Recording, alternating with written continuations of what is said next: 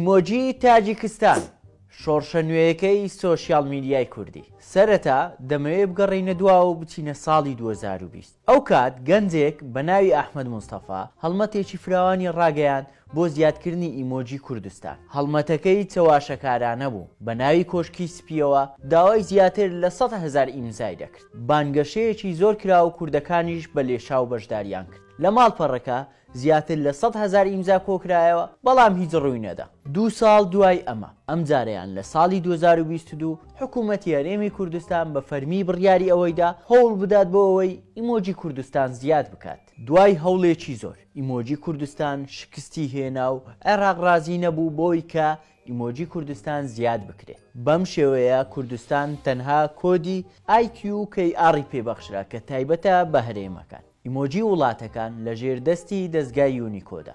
هەر وڵات و نەتەوەیەک کۆدی خۆی هەیە. کۆدەکان لە 2 پیت پێک دێن. بۆ نمونە کۆدەکەی عێراق I و Q، کۆدەکەی کوردستانیش 4 پیتە IQKR، چونکە تا ئێستا بە فەرمی لە ڕیزی وڵاتەکان ناوی کوردستان تۆمار نەکراوە. بۆ ئەوەی بە فەرمی ناوی کوردستان تۆمار بکرێت پێویستە عێراق ڕەزامەندی بدات و IQ-وەکە لە KR-ەکەی کوردستان ببێتەوە. گەنجێکی شاری هەڵەبجا وای کردووە لە دوێنێەوە تەواوی سۆشیال میدیای کوردی بە ئیمۆجی وڵاتی تاجیکستان بتەنێت. باشە بۆ ئیمۆجی وڵاتی تاجیکستان ئەم گەنجە ئەم ئاڵایی بۆ ئەو هەڵبژاردووە تاوەکو داتای پێوەربگرێت.